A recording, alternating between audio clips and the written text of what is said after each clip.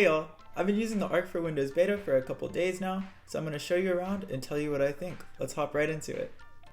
So before I could use Arc for Windows, I got this install error. I was super confused as to what was going on because the installer said I needed Windows 10.0.2 something, and I was on the most up-to-date version of Windows 10. I found a Twitter thread of people who were having the same issue, and the New York browser company confirmed that Windows 11 is in fact a requirement for Arc. For the sake of this video, I quote-unquote upgraded my OS. I was a little surprised I had to do all this considering the invite form allowed me to say that my friend had Windows 10 and even Windows 7 or below, but we move. Upon logging in, we're greeted with a pretty familiar window. The Arc for Windows UI looks like if you made a split in Arc for Mac and used one of those as a single window. It feels like they boiled Arc down to its essentials. The main features being shown off are splits and spaces. There isn't yet support for boost, easels, or any of the Mac's features, not that I particularly miss those. Arc for Windows being particularly feature light is of course to be expected for the beta. Despite this, a lot of things aren't completely apparent about the browser. For example, because there's no unified settings menu, if you want to change the browser from the default white or dark gray theme, you have to right click on or click edit next to the name of your current space. That's better. The Control T window is a little finicky.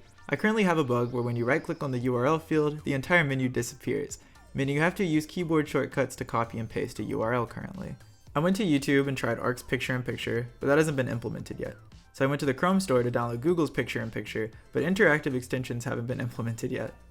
I was left to make a split so that I could see YouTube and Wordle on one monitor the Arc way. Without the intuitive drag and drop Arc for Mac has, I struggled to figure out how to split two existing tabs. I missed the button up here in the top right and ended up right-clicking the tab to get to the menu. It took me a little while to realize that the list item, Wordle, in the menu was one of my tabs I already had open and not just the website. Anyways, I did that, and then I did connections with Twitch on. I visited a few pages, and then a few more. The browser itself seems to play nice with most of the pages, web apps, and web games I tried out. Although I ran into a couple of visual bugs, like the middle click caret missing a circle, and the dark mode clashing with Windows color mode settings causing some visibility issues, everything implemented does in fact work. I think the real challenge for NYBC, as I've expressed when talking about the Herculean task that is porting a Swift app over to Windows, is going to be replicating the same Arc for Mac experiences users know and love. As the great designer Charles Eames once said, here's one of the few effective keys to the design problem: the ability of the designer to recognize as many of the constraints as possible, and his willingness and enthusiasm for working within these constraints. There will undoubtedly be roadblocks, issues, and surely constraints as New York Browser Company figures out how to bring this experience over to new platforms, but Arc for Windows Beta is a good start and shows that they're up for the task. Thanks for watching, and if you want to see me revisit Arc for Windows, make sure to like, comment, and subscribe.